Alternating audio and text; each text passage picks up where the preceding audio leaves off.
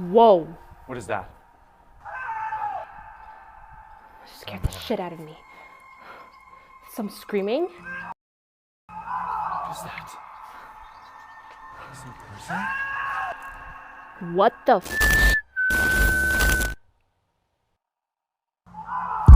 Yo, Whoa. we need to go. Whoa. Run. Go.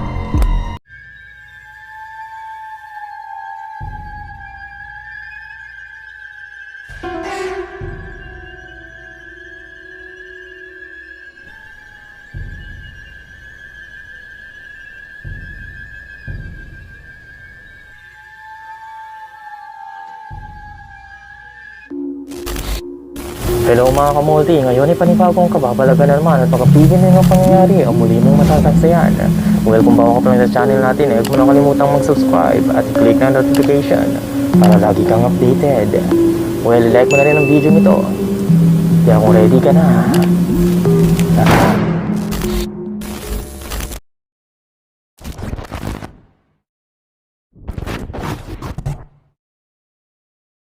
Ang TikToker na si Jaline ay nagpunta kasama ng kaibigan nito sa isang parke kung saan isang pangyayari ang talagang magbibigay kilabot sa kanila. Okay, but the boardwalk closed like half an hour ago. This is scary. Where the Okay, I'm really bad at this. No one's on there. Is there? Okay, I totally saw someone in there.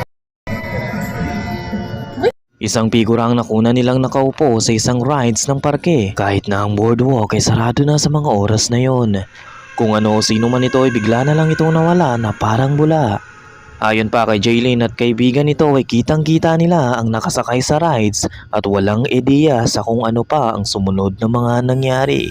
Ngayon ang Santa Cruz Boardwalk ay nagbukas noong 1907 at di umano'y tatlong fatal incident ang nangyari rito over the last 16 years ng kasaysayan nito. Isa sa mga sabi-sabi ay isang visitors nito ang nabalian ng lieg sa mismong rides kung saan nila nakuna ng imahe. So maaari kayang na-capture ni Jaylene ang espiritu ng namatay sa park o ibang nilalang na ito. Ano sa palagay mo?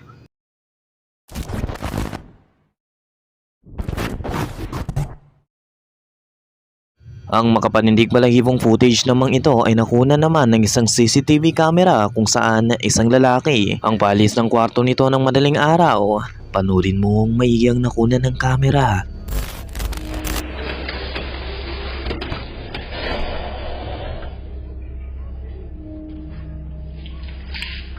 Isang strange dark figure ang naglalakad sa hallway.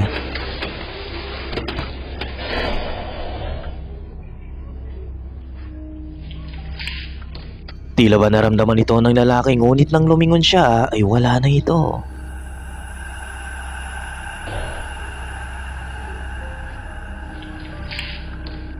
Ayon pa sa mga comment ay maaaring CGI lamang ito pero kung pagbabasehan naman natin ang kilos at reaksyon ng lalaki ay talagang makatotohanan nitong nakaramdam na may kakaiba sa paligid niya.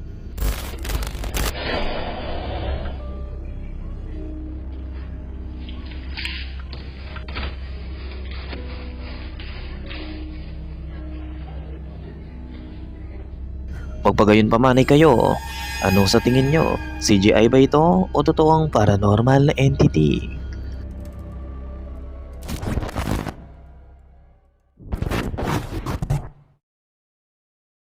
Ang magkapatid na ito ay nag-explore sa isang abandoned Sun Haven Sanatorium na matatagpuan sa Dancing, North Dakota.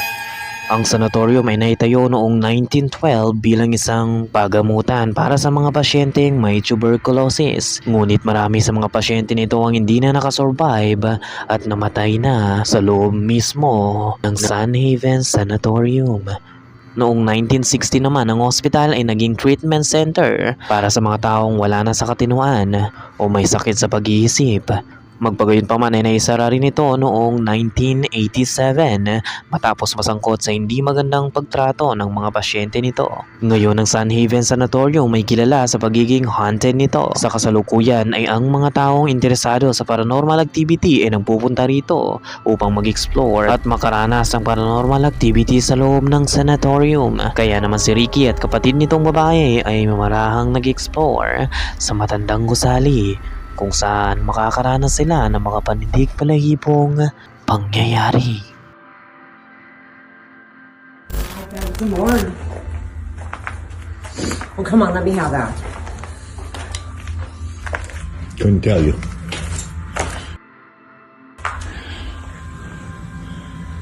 Oh, that's creepy. Yeah, this building's getting pretty bad.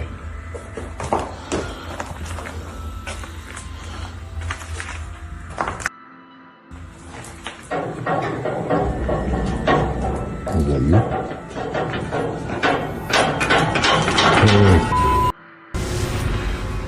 That wasn't you, was it?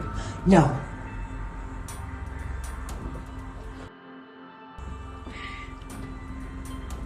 Sounds like someone's upstairs. There's someone upstairs. There's someone upstairs. I hope so.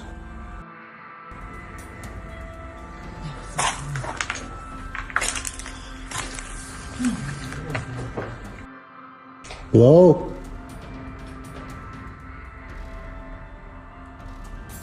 Hello? Where you at?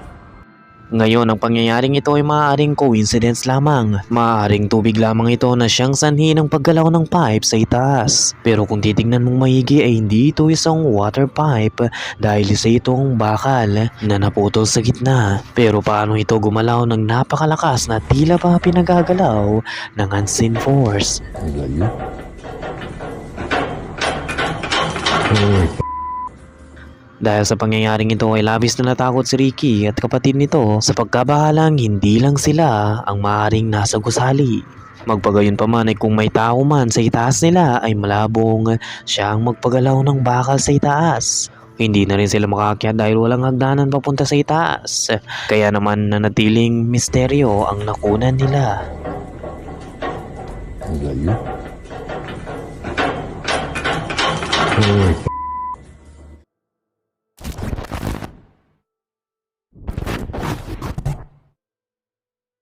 Ang dalawang ito ay nag-e-explore sa isang old abandoned barn nang bigla silang makarinig ng sumisigaw sa di kalayuan. Whoa. What is that? Tila ba humihingi ito ng tulong. Some screaming? What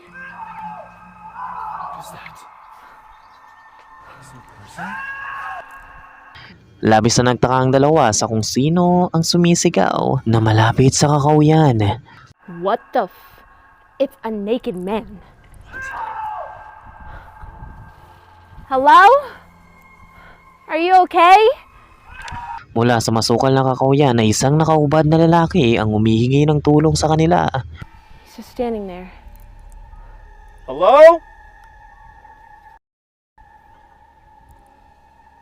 What the Well, ayon sa mga comment ay isa itong skinwalker na nag-aanyong tao lamang upang biktimahin sila. Ang mga skinwalker ay kilala sa Amerika bilang mga nilalang o mythical creature na kayang magbago ng anyo. Nagkukunwari silang tao o hayop upang malapitan sila. All we have to do is whistle. I heard whistling to them is like the worst thing you could do. What? Dahil sa pagamba hindi sila nagtangkang lumapit rito nang biglang ito ang mangyari.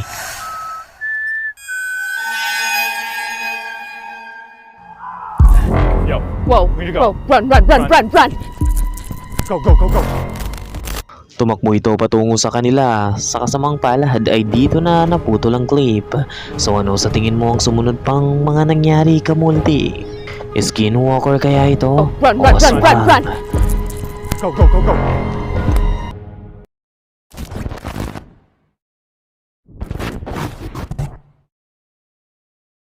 Ngayon ay muli nating panoorin si Dennis mula sa YouTube channel na Dark Ghost Paranormal. Sa episode na ito ay nagpunta siya sa isang inabandonang bahay ng mangkukulam. Ayon sa kanya ay napakalakas na negatibong enerhiya na nasa loob ng bahay. Maaaring ang multo na naririto ay ang mangkukulam na nagmamayari nito na siyang namatay sa mismong bahay. Well, panoorin natin.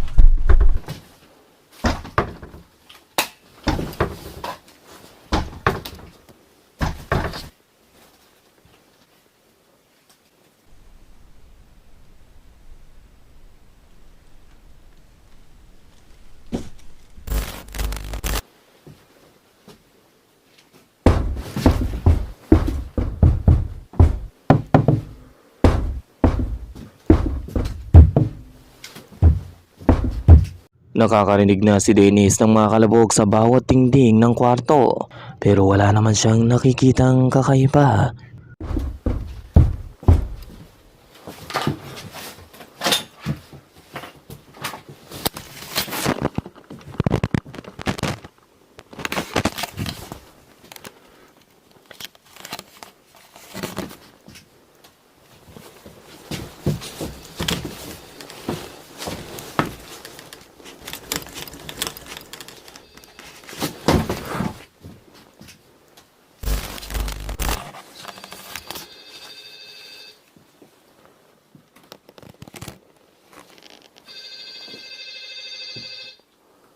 Nang makalabas siya ay agad nitong narinig ang telephone na tumutunog.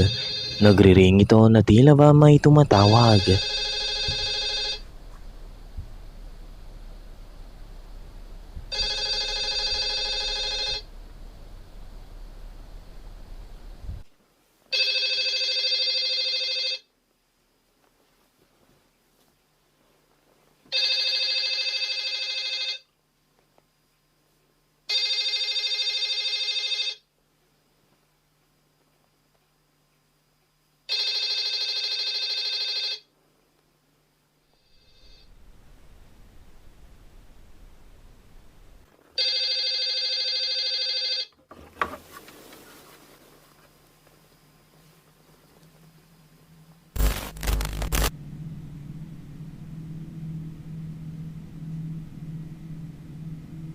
Nakita mo ba?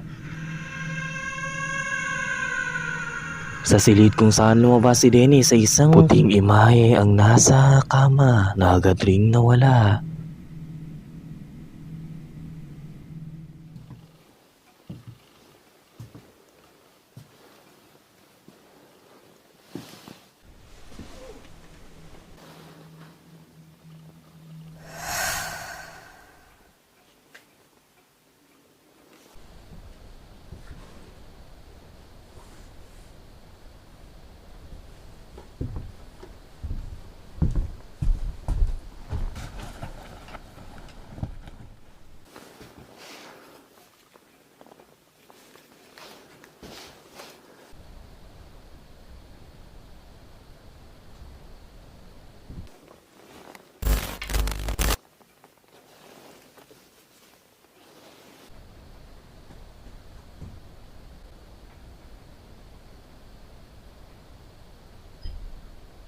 Muli isa na namang white silhouette ang nakuna ng camera 1 na papalapit sa kanya.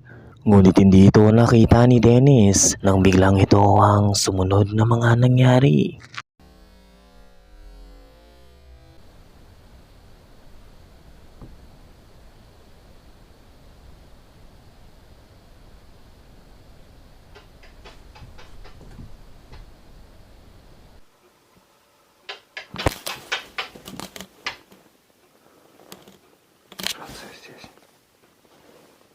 Ничего пока нет.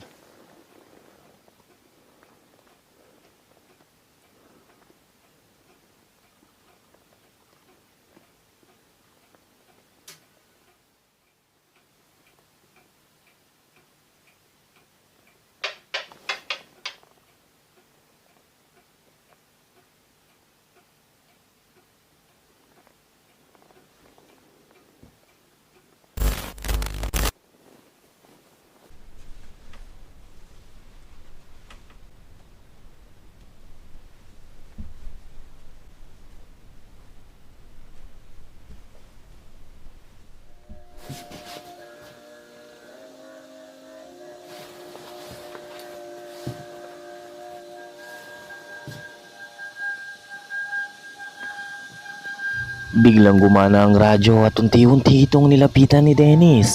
Dito na may makukunan na naman ng kamera, kaya pagmasdan mong maigi.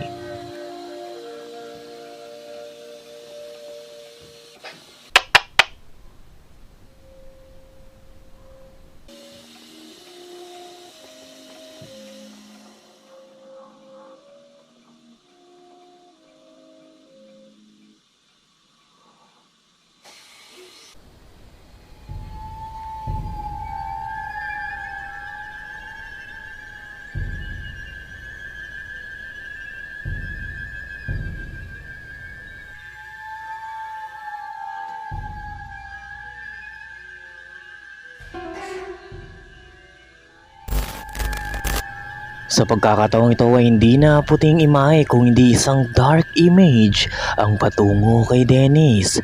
Hindi niya ito nararamdaman pero napansin mo rin ba? Nakasuot ito ng tila ba itim na balabal. Что это такое?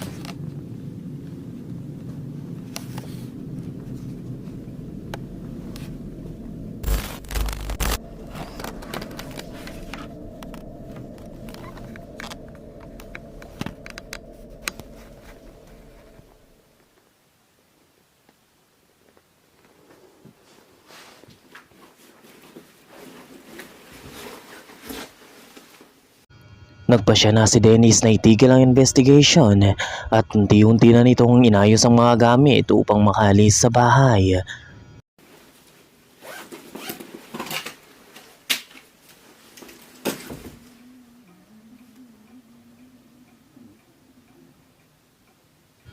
Ramdam ni Dennis na tila ba may tao sa loob ng silid.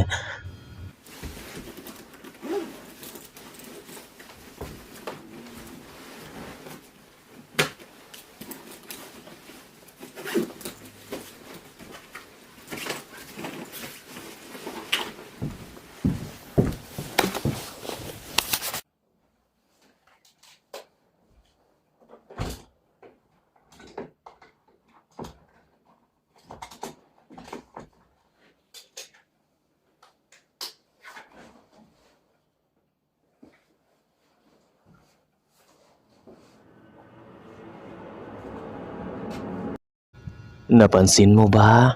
Uulitin ko ang footage. Nakita mo na ba? Isang maputlang mukha ang lumitaw mula sa madilim na pintuan.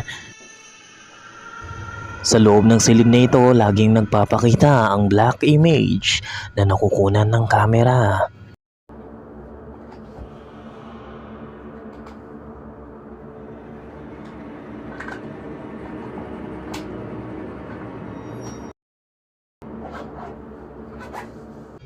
Dito na nakaramdam si Dennis ng takot at dali-dali na nga niyang inaayos ang mga gamit. Hindi nito mayalis ang tingin sa loob ng madilim na silid.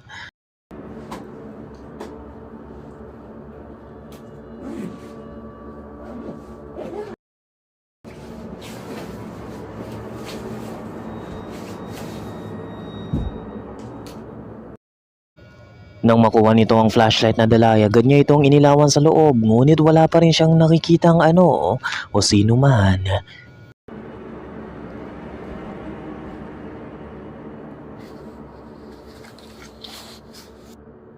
Только сейчас заметил, что часы неправильно показывают.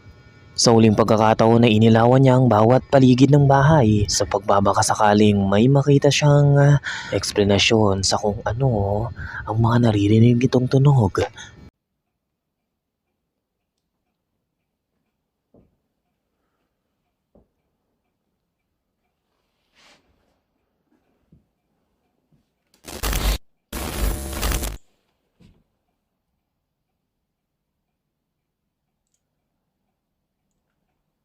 Черт, чуть свет не забыл. So ikaw Kamulti, ano sa tingin mo ang mga nakunan ni Dennis? Totoo kaya itong multo ng witch o mangkukulam na dating nanirahan sa bahay na ito?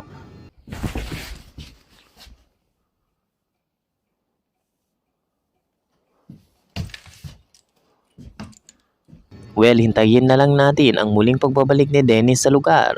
Dala ang kanyang EGF. В следующий раз обязательно приеду сюда уже с ТГФ.